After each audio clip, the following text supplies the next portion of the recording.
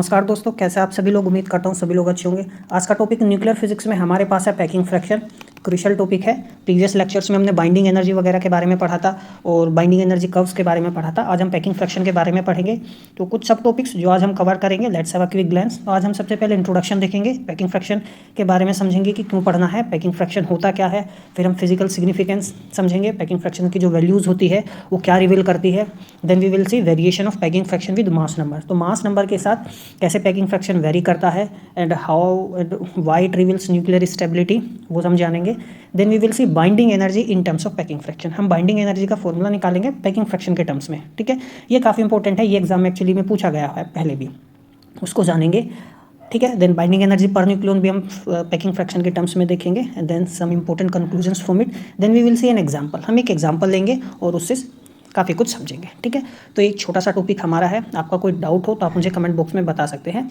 समझ में आई चीज़ें। तो देखो, टॉपिक स्टार्ट करने से पहले मैं बता दूं, यदि आपको पीडीएफ चाहिए तो पीडीएफ आपको मिल जाएगा सिर्फ न्यूक्लियर फिजिक्स का, ठीक है। तो न्यूक्लियर फिजिक्स का पीडीएफ मिलेगा आपको लेक्चर वाइज। तो लेक्चर वाइज आपको यदि पीडीएफ चाहिए तो कमेंट बॉक्स में मैंने लिंक दे रखा है, आप वहाँ से टेलीग्राम चैनल पर मुझसे पीडीएफ मांग सकते हैं, ठीक है।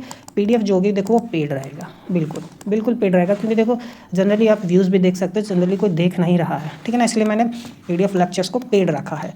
धीरे धीरे जैसे ही चीज़ें ठीक होने लगेगी मैं पीडीएफ को अनपेड कर दूंगा, ठीक है ना। समझ में आए चीज़ें। तो स्टार्ट करते हैं बिना समय गंवाए। तो देखो, पैकिंग फ्रैक्शन की यदि मैं बात करता हूँ तो पैकिंग फ्रैक्शन को समझते हैं, पहले इंट्रोडक्शन देखते हैं। तो देखो, हम जानते हैं कि जो एटॉमिक मास है ना, ठीक है, समझ में आया, वो काफ़ी क्लोज होता है होल नंबर के। हम कहें होल नंबर कहने का मतलब है मास नंबर के काफ़ी क्लोज होता है, ठीक है। अब जैसे हम हाइड्रोजन की बात करें तो हाइड्रोजन का जो एटॉमिक मास है, हाइड्रोजन का जो एटॉमिक मास है वो 2.014102 है और इसका जो मास नंबर है वो कितना है, 2 है, ठीक है। तो 2 इज़ एन होल नंबर, तो there is a difference between them. समझ में आया। तो एक डेविएशन हम देख रहे हैं, तो ये डेविएशन क्या शो करता है, उसी चीज़ के बारे में हमें पैकिंग फ्रैक्शन बताता है, ठीक है। अब जैसे हमारे पास ये हीलियम हो गया है ना, तो हीलियम का ये क्या है, एटॉमिक मास है, समझ में आया, और इसका मास नंबर कितना आता है, 4। तो डेविएशन कितना है मेरे पास, 0.002603, ये डेविएशन है। तो ये जो डेविएशन है एटॉमिक मास का होल नंबर से, इसको हम एक्सप्रेस करते हैं फिजिकल क्वांटिटी में, जिसको हम क्या बोलते हैं, पैकिंग फ्रैक्शन। समझ में आया। जैसे लिथियम है तो लिथियम का मास नंबर से और एटॉमिक मास में कितना डेविएशन है, 0.15, ठीक है ना, सॉरी 0.015126 एटॉमिक मास, ठीक है। एक इंपॉर्टेंट बात मैं आपको बता दूं, देखो ये मास डिफेक्ट नहीं है, बिल्कुल भी नहीं है। काफ़ी बुक्स में आप देखोगे इसको मास डिफेक्ट लिखा बोलते हैं, तो ये मास डिफेक्ट नहीं है, ठीक है। जस्ट अ कॉमन सेंस, आप अपना कॉमन सेंस लगाओ, ठीक है ना। क्योंकि देखो, मैंने अभी डेविएशन की बात की तो मास ऑफ एन एटम, ठीक है, माइनस एटॉमिक नंबर मैंने कहा, तो ये तो मास की यूनिट हो गई। ए क्या है, number of particles in a nucleus, है ना, या हम कहें नंबर ऑफ न्यूक्लियॉन्स, तो ये तो एक just a number, A is just a number और it has unit of mass. तो हम इन दोनों का, यदि मैं फिजिक्स की यदि बात करूँ तो बेसिक लॉ फिजिक्स का वो रिलेट हो जाता है यहाँ पे। आपने कभी सुना है कि किलोग्राम में से आप 2 हटा दो, हो ही नहीं सकता। आप क्या कभी 5 सेंटीमीटर में से 2 किलोग्राम घटा सकते हो, नहीं, दोनों डिफरेंट यूनिट है, ये हम कर ही नहीं सकते, ठीक है। समझ में आया, बिल्कुल भी नहीं कर सकते।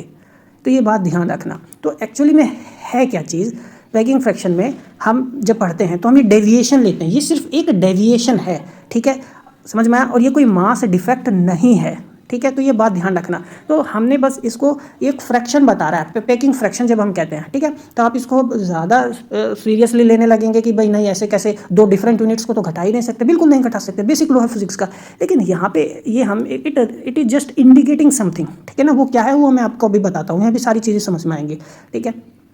क्योंकि मास नंबर हमने लिया, ठीक है, तो क्या होता है, अब जैसे हमारे पास हीलियम है, हीलियम का एटॉमिक मास कितना हो गया, वो मास नंबर कितना है, 4 है ना। तो हम जनरली क्या लेते हैं, एक mass number, 1 atomic mass unit हम जनरली एज्यूम कर लेते हैं, ठीक है। समझ में आया, किसका एज्यूम करते हैं, न्यूक्लियंस का, यानी प्रोटॉन ले लो या न्यूट्रॉन ले लो, उसका मास कितना होगा, 1 न्यूक्लियन। हालांकि दोनों का मास में चेंजेस हैं, मास ऑफ न्यूट्रॉन ज़्यादा होता है, ये लगभग 1.0078 समथिंग कुछ होता है, मास ऑफ प्रोटॉन 1.0075 समथिंग होता है, तो लगभग 1 एटॉमिक मास यूनिट ही होता है, तो 1 ले लेते हैं। तो ये भी ऐसा मान लेते हैं, ये भी मास की यूनिट है, ठीक है, सिर्फ समझने के लिए, एक आइडिया लेने के लिए, ठीक है, ध्यान रखना। दूसरा मैंने बताया ये मास डिफेक्ट नहीं है, काफ़ी बुक्स में लिखा हुआ है तो गलत लिखा हुआ है, ठीक है। आप इसको मास एक्सेस कह सकते हैं, मास एक्सेस कहा जा सकता है, ठीक है, ये टर्म आप इस्तेमाल कर सकते हो। मास डिफेक्ट मत इस्तेमाल करना, ठीक है, जहाँ भी लिखा हुआ है गलत लिखा हुआ है, ठीक है। वो इसलिए क्योंकि हम मास डिफेक्ट जो हमने पढ़ा है वो चीज़ अलग है, समझ में आया। तो ये हो गया। अब हमें फ्रैक्शन लेना है तो हम फ्रैक्शन क्या करते हैं, मास नंबर का ले लेते हैं, ठीक है, मास नंबर के साथ।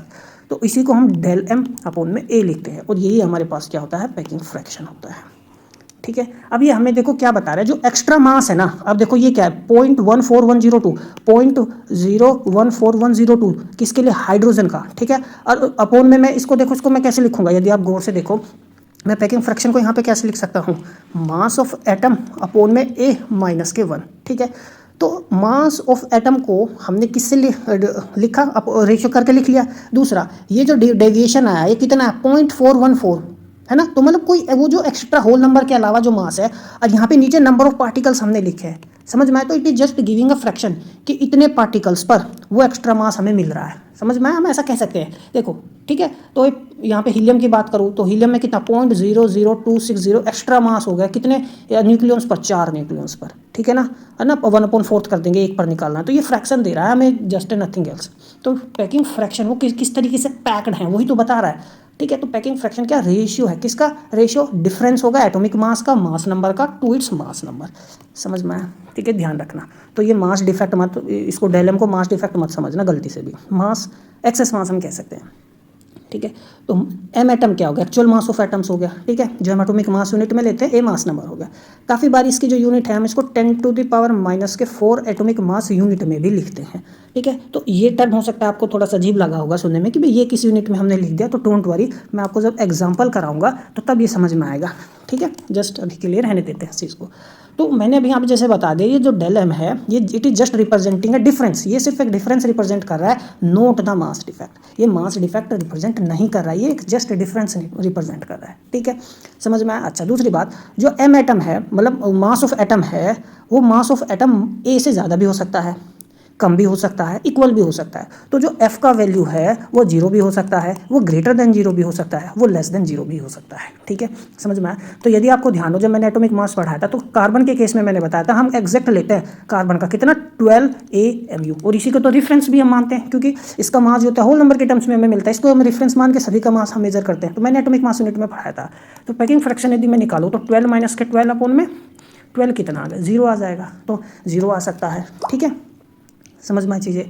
अब जैसे मैं ऑक्सीजन का लूँ तो ऑक्सीजन का जो एटॉमिक मास होता है ना वो लगभग 15.999 समथिंग कुछ वैसे होता है, और मास नंबर कितना होता है, 16 होता है। तो ये तो कम है, ये 15 पॉइंट समथिंग है, और ए क्या है, 16 है, तो देखो नेगेटिव भी हो सकता है, ठीक है।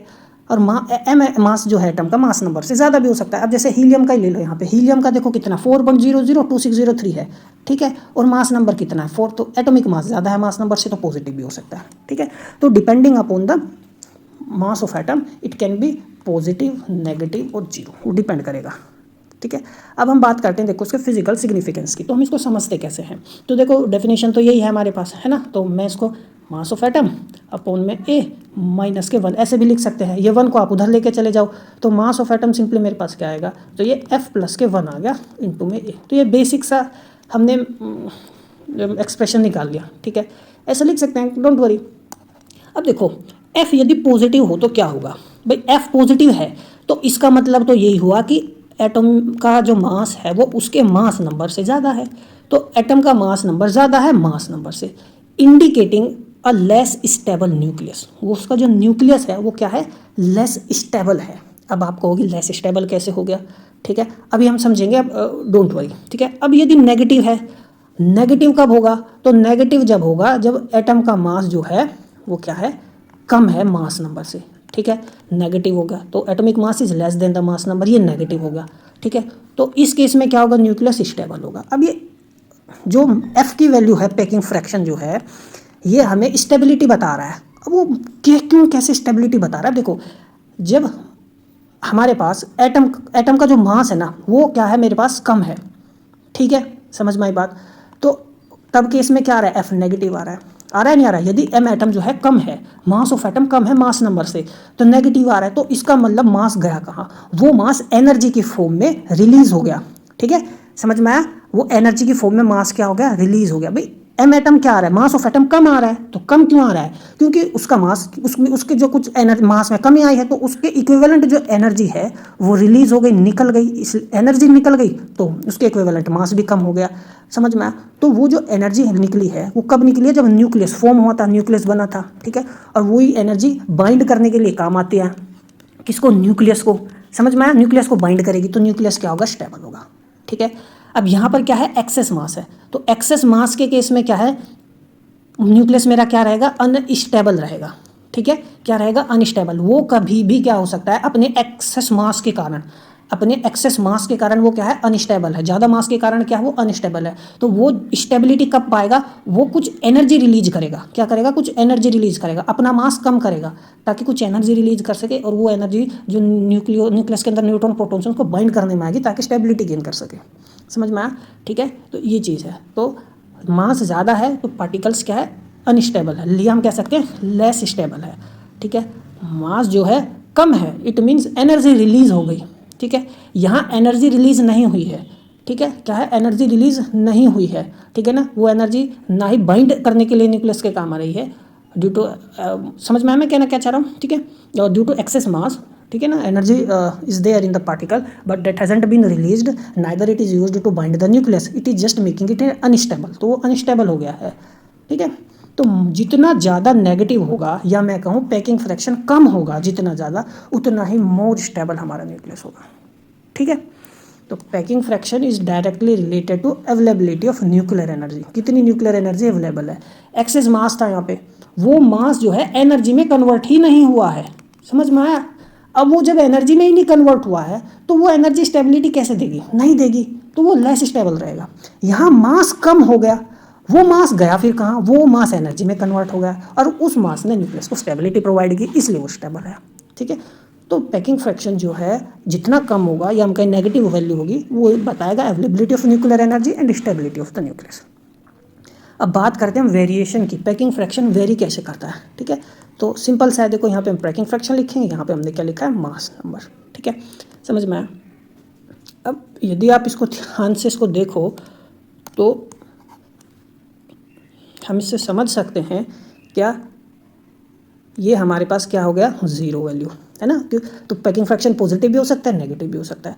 तो ए मास नंबर हो गया, तो जैसे जैसे मास नंबर की वैल्यू जो है बढ़ती है, पैकिंग फ्रैक्शन नेगेटिव होने लगता है, ठीक है, और फिर पॉजिटिव हो जाता है। तो लाइट न्यूक्लियाई के लिए पैकिंग फ्रैक्शन घट रहा है, फिर कुछ एक वैल्यू के लिए जीरो हो जाता है, ठीक है। फिर क्या होता है, मीडियम न्यूक्लियाई, मतलब मास नंबर जो है ना मीडियम रेंज के लिए आ गया, ठीक है, फिर उसके लिए नेगेटिव हो गया, फिर धीरे धीरे जाता है, फिर पॉजिटिव होने लगता है। तो आप यदि देखो फॉर वेरी लाइट न्यूक्लियाई, जो ए इज लेस देन 20, ठीक है। अब देखो ये 50 हो गया, ये यहाँ कितना होगा, लगभग 25। तो यानी मास नंबर जब 20 से कम है या 20 के आसपास है, जैसे हाइड्रोजन, हीलियम, लिथियम, तो पैकिंग फ्रैक्शन की वैल्यू पॉजिटिव है। देखो ये वैल्यू जीरो है ना, तो जीरो से ऊपर जाओ आप, है, तो आप जीरो से ऊपर जाओ, क्योंकि यहाँ पे यदि देखो ये क्या है, ये जो है ये कार्बन है, कार्बन के लिए 12 माइनस के 12 अपॉन में 12 कितना मिला, जीरो ही तो मिला। तो देखो बिल्कुल इसी लाइन पर आ रहा है, जीरो पर ही तो आ रहा है यहाँ पर, ठीक है।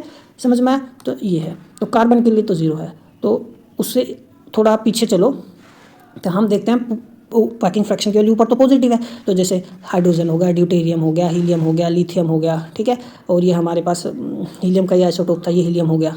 तो इनके लिए वैल्यूज़ क्या है, पैकिंग फ्रैक्शन की पॉजिटिव है, मतलब इंडिकेट कर रहे हैं वो न्यूक्लियाई अनस्टेबल है या लेस स्टेबल है, ठीक है। पैकिंग फ्रैक्शन की वैल्यू पॉजिटिव आने का मतलब क्या हुआ भाई, मास एटम का ज़्यादा है, इट हैज़ एक्सेस मास, तो वो मास ज़्यादा है ना, वो मास एनर्जी में कन्वर्ट नहीं हुआ है, तो मास एनर्जी में कन्वर्ट नहीं हुआ है, तो वो एनर्जी न्यूक्लियस को स्टेबिलिटी प्रोवाइड नहीं कर रही है। तो जब वो स्टेबिलिटी प्रोवाइड नहीं कर रही तो मास क्या होगा, लेस स्टेबल होगा, पार्टिकल लेस स्टेबल होगा, ठीक है। समझ में। अब जैसे जैसे मास नंबर बढ़ता है ए भी बढ़ता है, मतलब ये मास नंबर एक, मतलब दोनों एक ही है, तो मास नंबर बढ़ रहा है तो ये भी बढ़ रहा है, कहने का मतलब। तो पैकिंग फ्रैक्शन डिक्रीज होगा, तो देखो पैकिंग फ्रैक्शन डिक्रीज तो हो रहा है तो पॉजिटिव, लेकिन वो डिक्रीज भी हो रहा है जी। फिर जीरो हो जाता है कब, ए इज इक्वल टू 12 पर। तो कार्बन के लिए देखो यहाँ पर कार्बन के लिए जीरो है, ठीक है। समझ में आई चीज़ें। फिर वो और फर्दर नीचे जाता है, ठीक है। तो अब इंटरमीडिएट मास न्यूक्लियाई की बात करें जो 20 से ज़्यादा है, 25, देखो एग्जैक्ट 20 नहीं, 20 के आसपास भी हो सकता है, रफली है। तो और फर्दर जब हम जाते हैं तो देखो ये इंटरमीडिएट न्यूक्लियाई, तो देखो काफ़ी लाइट न्यूक्लियाई हो गए, ये बीच के न्यूक्लियाई हो गए, ठीक है ना। इंटरमीडिएट न्यूक्लियाई 20 से आप देखो 180 के आसपास, देखो जैसे ऑक्सीजन हो गया, फॉस्फोरस हो गया, ठीक है ना, कोबाल्ट हो गया, आर्सेनिक हो गया, तो जो पैकिंग फ्रैक्शन है वो नेगेटिव है, तो क्योंकि जीरो से नीचे वैल्यू लाई कर रही है, जीरो से नीचे आ गया ना, तो यहाँ पे तो ये यहाँ पर वैल्यू नेगेटिव है। तो भाई नेगेटिव वैल्यू का मतलब क्या हुआ, वही मैंने आपको बताया था, एटॉमिक मास कम है। एटॉमिक मास इसलिए कम है क्योंकि कुछ मास एनर्जी में कन्वर्ट हो गया और वो एनर्जी बाइंडिंग एनर्जी के रूप में अवेलेबल है और वो न्यूक्लियस को स्टेबिलिटी प्रोवाइड कर रही है। ठीक है, तो नेगेटिव है ना। तो मिनिमम देखो अराउंड 50-80 के आसपास आता है, तो 50-80 कहाँ, ये रहा 50-80, और सबसे कम किसकी होती है, आयरन की होती है। ठीक है, सबसे कम किसकी होती है, आयरन की होती है। तो आयरन के लिए एफ की वैल्यू सबसे कम है ना, नेगेटिव में, तो यही सबसे क्या होगा, स्टेबल होगा। ठीक है, अब यदि आप थोड़ा सा भी आप ध्यान दो तो बाइंडिंग एनर्जी जो पर न्यूक्लियन थी, मैंने बताया था वो सबसे ज़्यादा थी, और आयरन के लिए आयरन क्या था, सबसे स्टेबल। तो ये तो देखो कॉम्प्लीमेंट्री हो गए भाई। पैकिंग फ्रैक्शन सबसे नेगेटिव किसके लिए, आयरन के लिए, इट इज स्टेबल। अच्छा, यदि बाइंडिंग एनर्जी पर न्यूक्लियन सबसे ज़्यादा जिस पार्टिकल के लिए होती है वो स्टेबल होता है, तो वो किसके लिए आई थी, आयरन के लिए। तो ठीक है, तो यदि पैकिंग फ्रैक्शन कम है और बाइंडिंग एनर्जी बहुत ज़्यादा है, तो दोनों एक दोनों के, तो न्यूक्लियस स्टेबल होगा, तो कॉम्प्लीमेंट्री होगी ना, एक कम होगा तो दूसरा ज़्यादा होना चाहिए, और दूसरा ज़्यादा होगा तो कम होना चाहिए, तो एक दूसरे के क्या है, कॉम्प्लीमेंट्री है। तो पैकिंग फ्रैक्शन और बाइंडिंग एनर्जी पर न्यूक्लियन क्या है, एक दूसरे के कॉम्प्लीमेंट्री, ध्यान रखना। तो indicating that these nuclei are highly stable, जो न्यूक्लियाई 50 और 60 के आसपास हो गए ना इस रेंज में। ठीक है, तो यदि हम देखो इसको यहाँ पे आप देखो, तो ये जो रेंज है 50-60 के आसपास की, यहीं पे तो वैल्यू नेगेटिव है हमारे पास, तो इसमें आसपास निकल होगा, आयरन होगा, तो उसमें हाईली स्टेबल होंगे।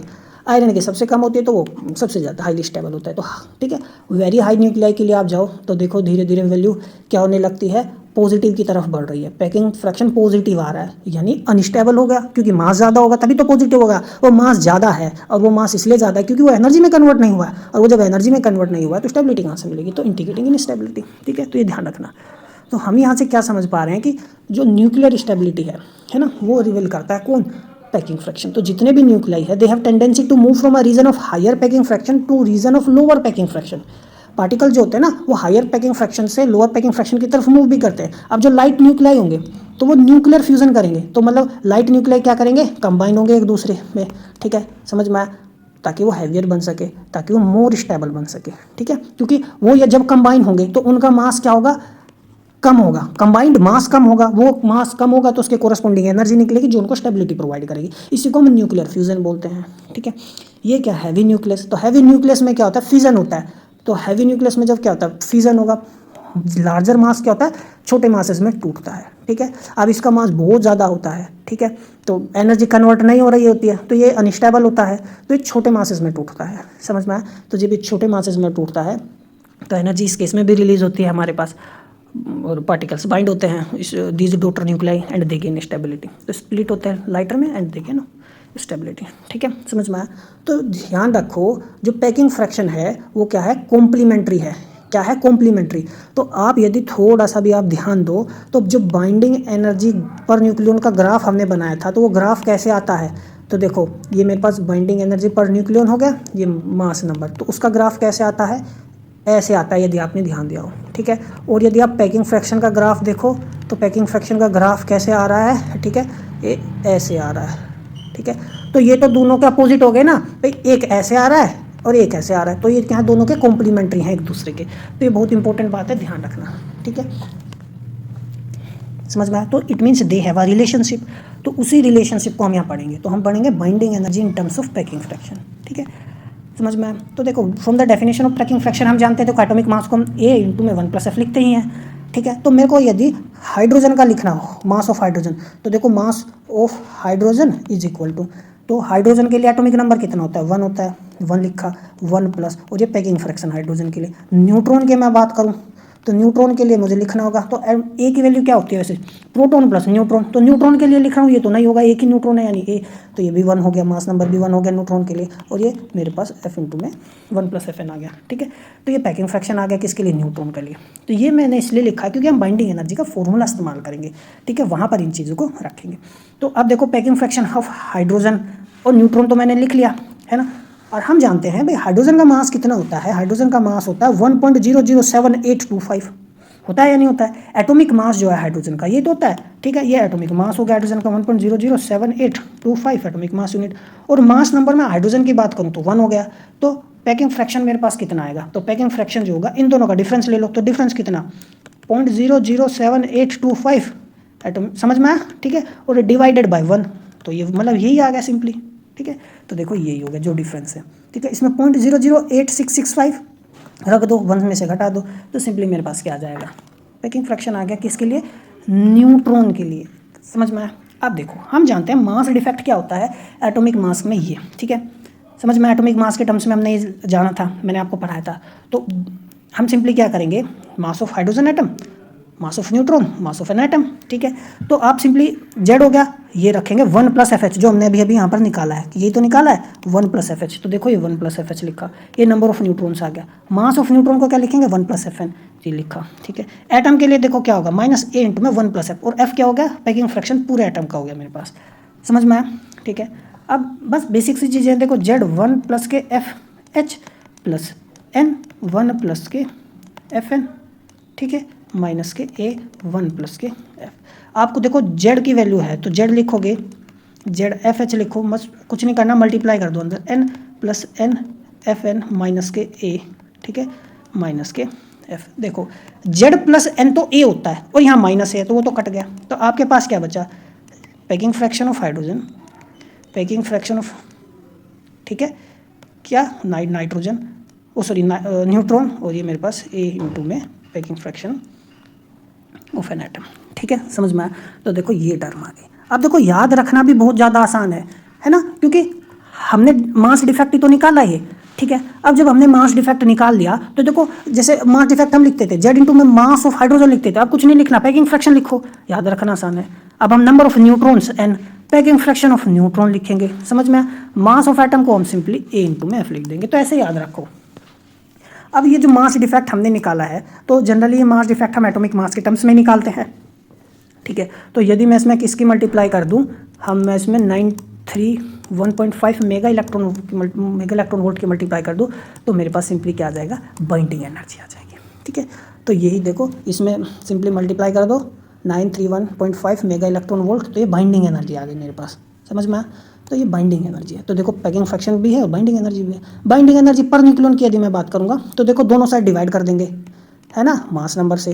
तो मास नंबर से जब डिवाइड करेंगे तो सिंपली Z/A, ठीक है, packing fraction of hydrogen plus neutron A FN minus के F × में 931.5 मेगा इलेक्ट्रॉन, ऐसे लिखेंगे, ठीक है। ये बाइंडिंग एनर्जी पर न्यूक्लियन आ गया। समझ में आया? तो सिंपल है, कुछ भी कॉम्प्लिकेटेड नहीं है। तो आप यदि फर्स्ट टर्म पर ध्यान दो, ये जो फर्स्ट टर्म है ना, 2, ये जो पॉजिटिव वाली है, ये ऑलमोस्ट कांस्टेंट है। किसके लिए? लोअर ए के लिए, लाइट न्यूक्लियाई के लिए वैल्यू ऑलमोस्ट कांस्टेंट रहेगी, ठीक है ना। क्यों? क्योंकि लाइट न्यूक्लियाई के लिए ना नंबर ऑफ प्रोटॉन्स और नंबर ऑफ न्यूट्रॉन्स लगभग सेम होते हैं। तो यानी सेम हो गए, यानी मास नंबर के वो आधे हैं। होता भी तो ये है ना, जनरली हायर में तो ज़्यादा प्रोटॉन और न्यूट्रॉन में डिफरेंस आने लगता है। लाइटर न्यूक्लियाई के लिए प्रोटॉन और न्यूट्रॉन जनरली सेम से होते हैं, ठीक है। अब आप कोई भी एग्जांपल उठा लो, ठीक है, आप कार्बन ही ले लो, कार्बन में तो दोनों ही सेम हो गए, ठीक है ना। नाइट्रोजन ले लो, ठीक है ना, ऑक्सीजन ले लो, हीलियम ले लो, कुछ भी ले लो आप, लाइटर न्यूक्लियाई के लिए ये रहेगा। तो देखो A/2 आ रहा है, ठीक है ना, यानी Z का वैल्यू, या मैं इसको कहूँ Z/A, या मैं कहूँ N/A, जनरली कितना आ रहा है, 0.5, है ना। तो देखो FH तो कांस्टेंट ही है, FN भी कांस्टेंट, और Z/A N/A कितना है, 0.5 है, वो कांस्टेंट ही रहेगा ना लगभग। किसके लिए? लाइटर न्यूक्लियाई के लिए। तो ये बात ध्यान रखना, ठीक है। तो जब बाइंडिंग एनर्जी पर न्यूक्लियन जो है इंक्रीज करेगी या डिक्रीज करेगी, तो पैकिंग फ्रैक्शन डिक्रीज करेगा या इंक्रीज करेगा रेस्पेक्टिवली। अब ध्यान से देखो, जब बाइंडिंग एनर्जी क्या करेगी, इंक्रीज, तो पैकिंग फ्रैक्शन क्या कर रहा है, डिक्रीज। जब बाइंडिंग एनर्जी पर न्यूक्लियन क्या करेगी, डिक्रीज, तो पैकिंग फ्रैक्शन क्या करेगा, इंक्रीज। ये मैंने अभी थोड़ी देर पहले भी जब हम पैकिंग फ्रैक्शन में पढ़ रहा था, वहाँ भी हमने देखा था चीज़ें, और वहाँ पे भी मैंने समझाया था। तो जो ग्राफ होगा ना पैकिंग फ्रैक्शन का मास नंबर के साथ और बाइंडिंग एनर्जी का मास नंबर के साथ, तो वो कॉम्प्लीमेंट्री अपीयरेंस होगा, ठीक है। ये मैंने आपको बताया भी था, ठीक है। तो मैंने बताया था, फिर से मैं बना देता हूँ। तो बाइंडिंग एनर्जी पर न्यूक्लियन का ग्राफ मेरे पास क्या आता है, ये, ठीक है ना, binding energy per nucleon variation with mass number, ठीक है। ये पैकिंग फ्रैक्शन हो गया, और उसका ग्राफ क्या आता है, ये। समझ में आया? तो एक दूसरे के क्या है, कॉम्प्लीमेंट्री है, एक ऐसे वेरी कर रहा है तो एक ऐसे वेरी कर रहा है, ठीक है। एक घट रहा है तो दूसरा बढ़ रहा है। तो जो कोरस्पोंडिंग मिनिमम होगा, जो मिनिमम वैल्यू होगी, ठीक है ना, जो मिनिमम वैल्यू होगी पैकिंग फ्रैक्शन में, वो उसके कोरस्पोंडिंग एक मैक्सिमम वैल्यू होगी किसमें, बाइंडिंग एनर्जी पर न्यूक्लियन वाले ग्राफ में, ठीक है। तो जो कोरस्पोंडिंग मिनिमम होगा packing fraction versus A mass number वाले ग्राफ में एक मैक्सिमम मिलेगा बाइंडिंग एनर्जी वाले ग्राफ में, ठीक है, समझ में आया। तो जो रीजन है नेगेटिव स्लोप का फॉर लोअर ए, जो जैसे नेगेटिव स्लोप ही तो आ रहा है, जैसे ए बढ़ेगा तो ये डिक्रीज हो रहा है, ठीक है, corresponds to region of positive slope. देखो ये पॉजिटिव स्लोप लाइटर न्यूक्लियाई के लिए देखो यहाँ बढ़ रहा है, यहाँ देखो क्या हो रहा है, घट रहा है। तो ये है हायर वैल्यू के लिए देखो ये क्या हो रहा है, घट रहा है, हायर वैल्यू के लिए देखो क्या हो रहा है, बढ़ रहा है, ठीक है। तो दे आर कॉम्प्लीमेंट्री, ध्यान रखो।